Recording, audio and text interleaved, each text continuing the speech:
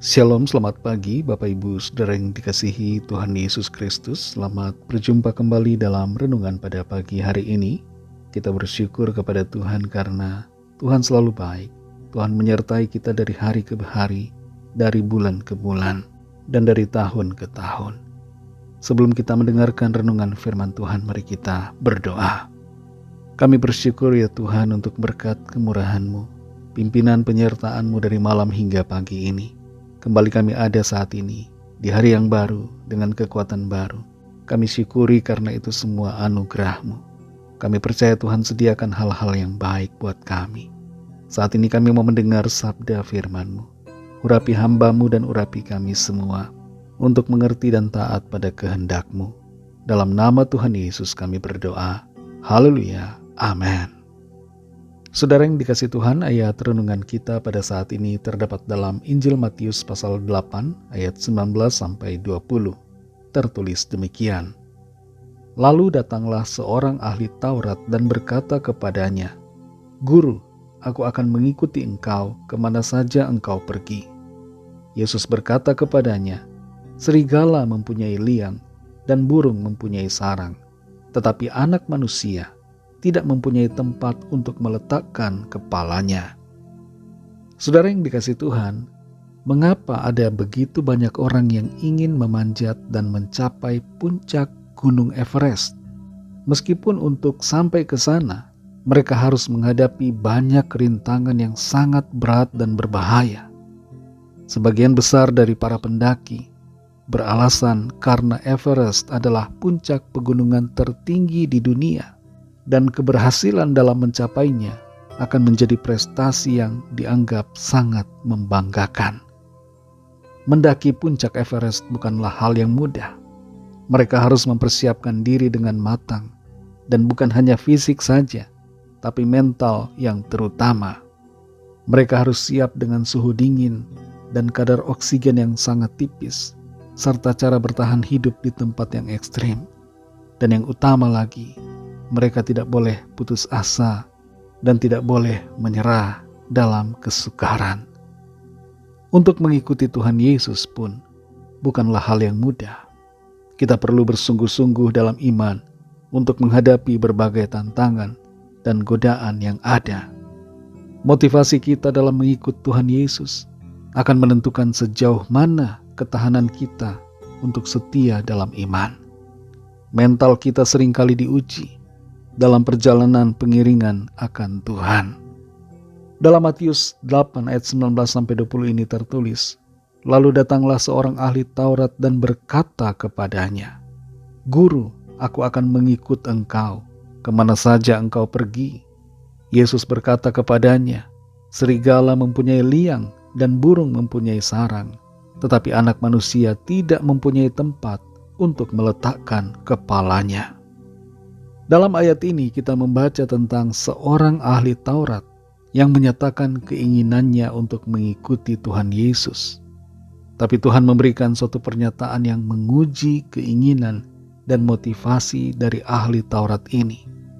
Perkataan Tuhan Yesus bahwa serigala punya liang dan burung punya sarang, tapi Anak Manusia tidak punya tempat untuk meletakkan kepalanya, hendak menguji motivasinya dan bertujuan untuk menyadarkan akan kesiapannya dalam mengiring Tuhan. Seakan di sini Tuhan berkata, "Benarkah kamu mau mengikuti aku? Apa yang menjadi motivasimu dalam mengikuti aku? Sudah siapkah kamu menderita?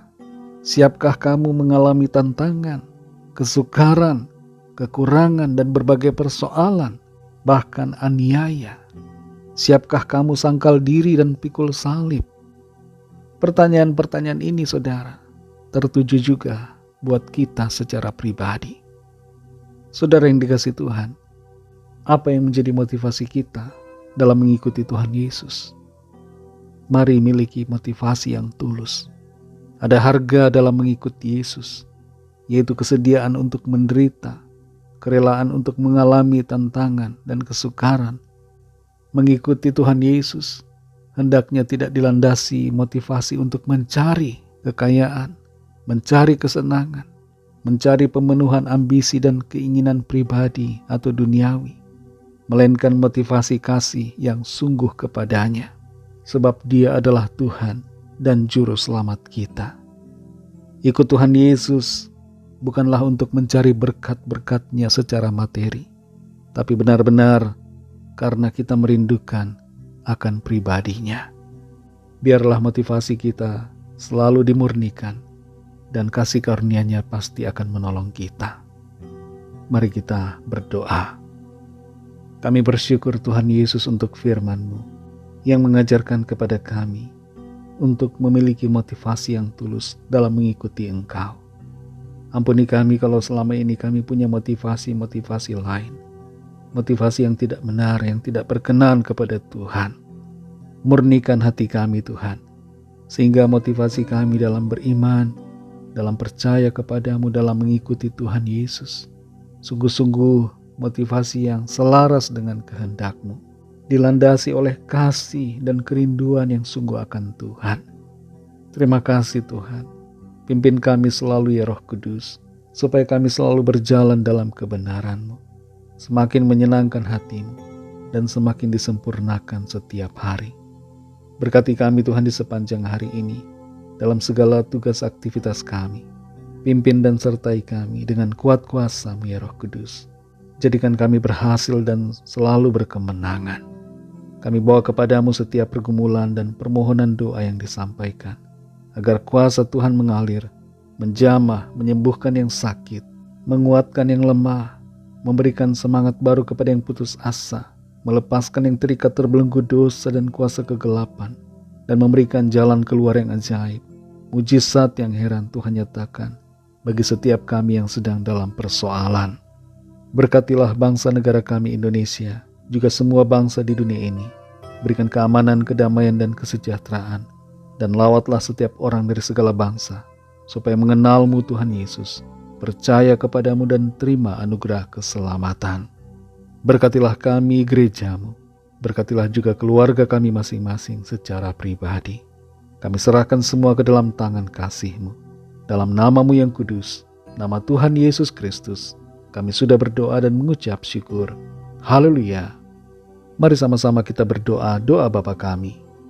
Bapa kami yang di sorga, dikuduskanlah nama-Mu, datanglah kerajaan-Mu, jadilah kehendak-Mu di bumi seperti di sorga. Berikanlah kami pada hari ini makanan kami yang secukupnya, dan ampunilah kami akan kesalahan kami, seperti kami juga mengampuni orang yang bersalah kepada kami. Dan janganlah membawa kami ke dalam pencobaan, tetapi lepaskanlah kami daripada yang jahat, karena Engkaulah yang punya kerajaan dan kuasa dan kemuliaan sampai selama-lamanya. Amin. Terimalah berkat Tuhan. Tuhan memberkati engkau dan melindungi engkau. Tuhan menyinari engkau dengan wajah-Nya dan memberikan kasih karunia. Tuhan menghadapkan wajah-Nya kepadamu dan memberikan damai sejahtera. Berkat anugerah dari Bapa Surgawi, kasih karunia dari Tuhan Yesus Kristus, dalam persekutuan dengan Roh Kudus, menyertai kita semua, sekarang ini dan sampai Maranatha Tuhan Yesus datang kembali, dan bahkan sampai selama-lamanya. Dalam berkat nama Tuhan Yesus Kristus, haleluya, amin. Puji Tuhan, saudara yang dikasihi Tuhan, saya percaya firman Tuhan menjadi berkat dan kekuatan buat saudara semua. Dan Roh Kudus akan menolong saudara untuk lebih lagi memahami kebenaran firman Tuhan. Tuhan Yesus memberkati saudara semua. Sampai jumpa dalam renungan yang berikutnya. Haleluya.